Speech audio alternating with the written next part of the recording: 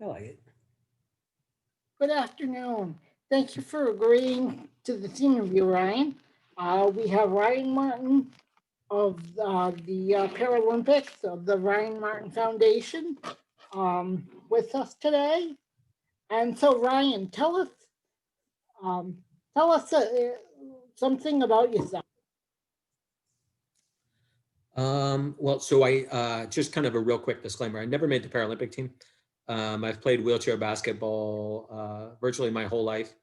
I've tried out for the Paralympic team on a couple of different occasions, but to make the USA men's team is quite a feat. We have a very talented pool of candidates every year, and so never had that opportunity.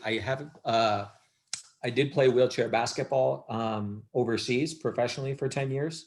And in Europe is the only professional leagues in the entire world. And I also played in college on a scholarship at Southwest Minnesota State University.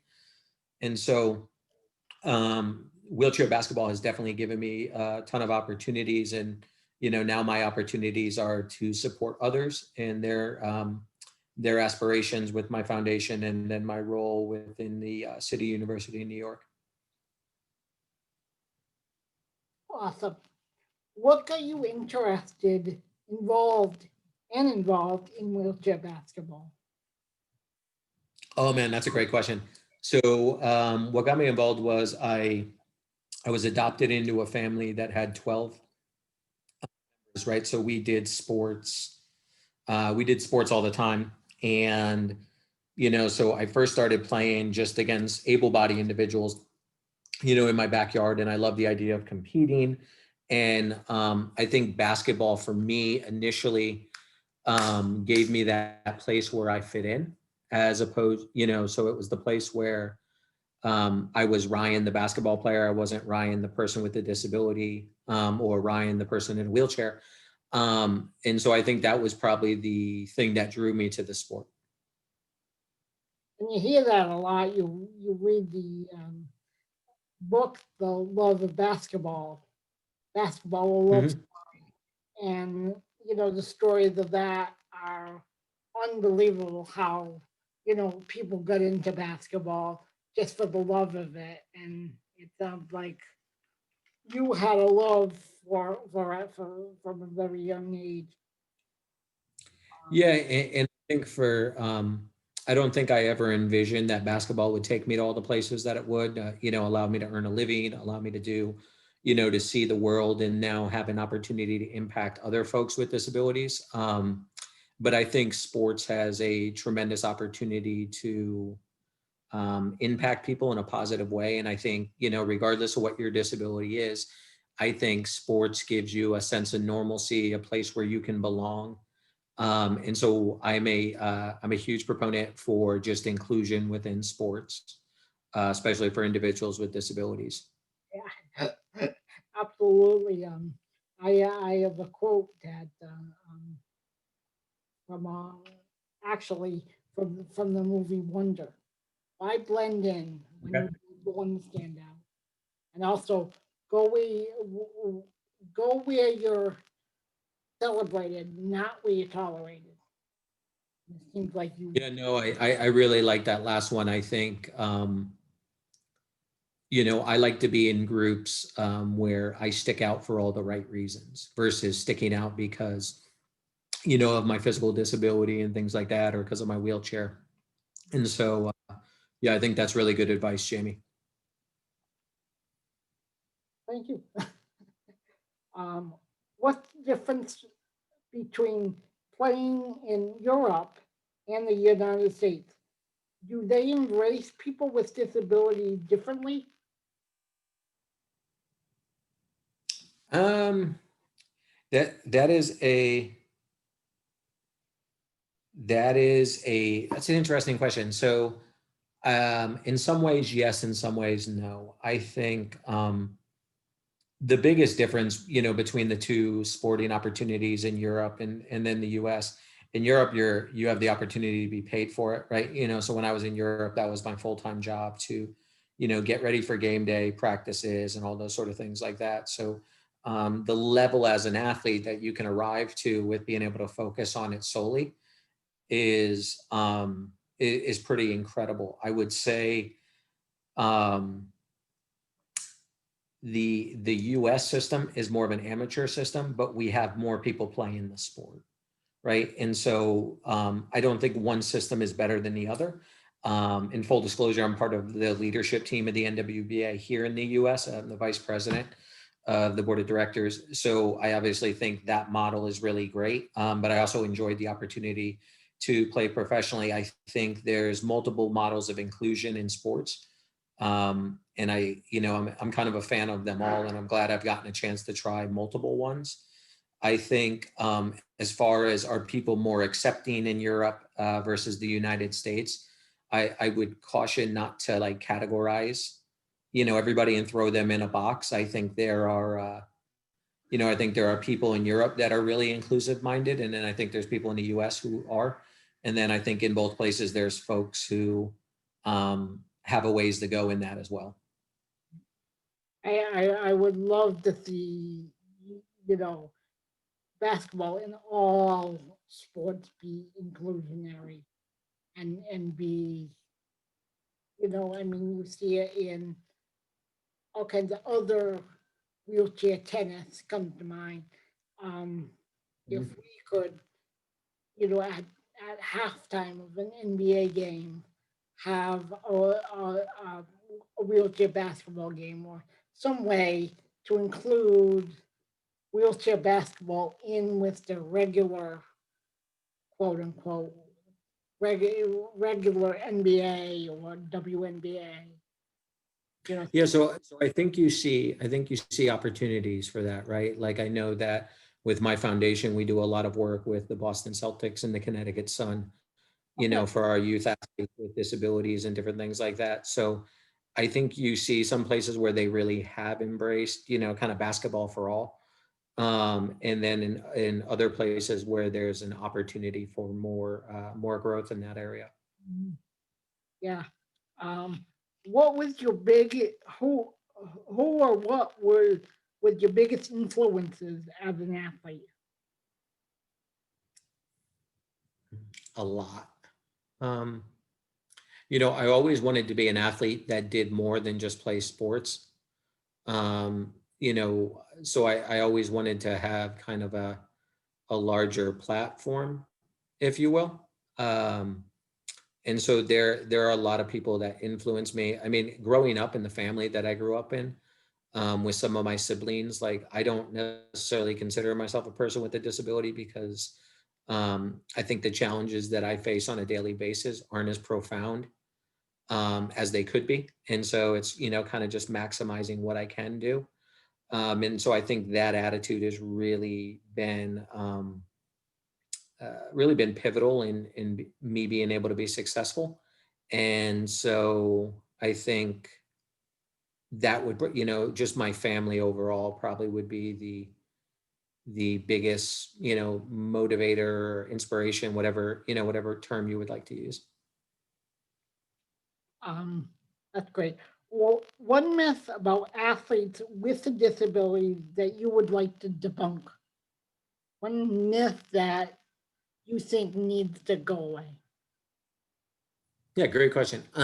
So for me, if you can play, you can play. Whether you're male, female, whether you have a disability, whether your disability is X, whether your disability is Y. Um, and like what I'd like to see is people look at sports for individuals with disabilities not as as an inspirational thing, but it's sports, right? It doesn't have to be, it doesn't have to be inspirational porn. I think I would like, athletes with disabilities to be recognized just like their able-bodied peers in the sense that like, if you're good at it, great. If you're not good at it, great. And so I think that's the one thing I'd like to see. I'd like to see the stigma around the sport, kind of change. And I think you have, I think when I was a kid, I never got a chance to see, somebody who looked like me, on TV. Now you can tune in and watch the Paralympics. Now when I watch, a Nike commercial, I see somebody who's an amputee. And now when I watch a Toyota commercial, I see somebody in like a wheelchair racer. You know what I mean? So I think you're starting to see that shift, but I also think there is room to grow in how media tells the story of athletes with disabilities. And I think that will go a long way. More mainstream exposure and then better storytelling. Yeah, I agree with it. When I was a junior reporter, when when I was involved with the Special Olympics movement, I would always ask our local newspaper to, hey, come cover this event, and they would always tell me, oh, it's not a sports story. It's a human interest story. I'm like, no, it's not. Athletes are athletes. So we're right on with that. Yeah, I think several years ago I stopped doing interviews unless it was a sports-based media site. If it was, channel whatever sports, okay. But I that's kind of one of my disclaimer before I'll sit down and do an interview, whether it's TV or print media or social media. Like I'm very cognitive of how I use my platform. And so that's kind of one of my prerequisites for sure. Well, we appreciate you picking us. We No problem. Appreciate the banter. This season you are playing in the NWBA. Talk about Correct. the season, the game, and how many teams and anything. Well, so I play for all of the NBA teams, or the majority of the NBA teams have a wheelchair basketball team. And our governing body is the National Wheelchair Basketball Association that I referenced a little bit earlier in one of the other questions. And so I play for the New York Rolling Knicks. And unfortunately, based on the COVID pandemic and the result of that, we haven't been able to get on a basketball court quite yet. Hopefully in 2021 with that'll be an opportunity.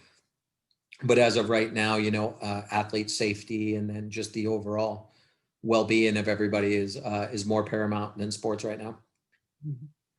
Hey, I mean, obviously a mixed up year. We're supposed to have the Masters in April, and it's going on right now.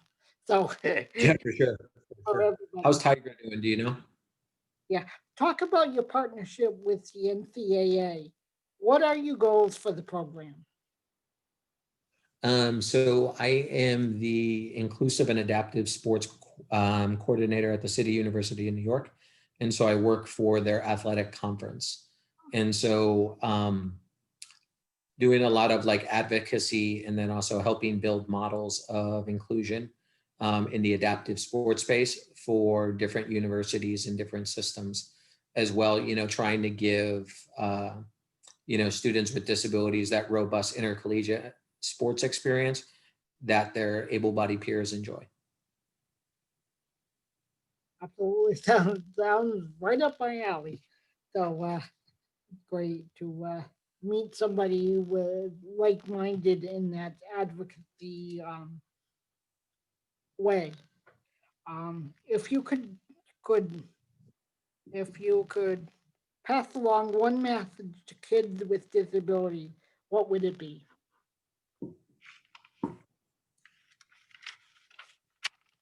So many. It's hard to just pick one on that one. No, that's a loaded question, right, Jamie? Yeah, well,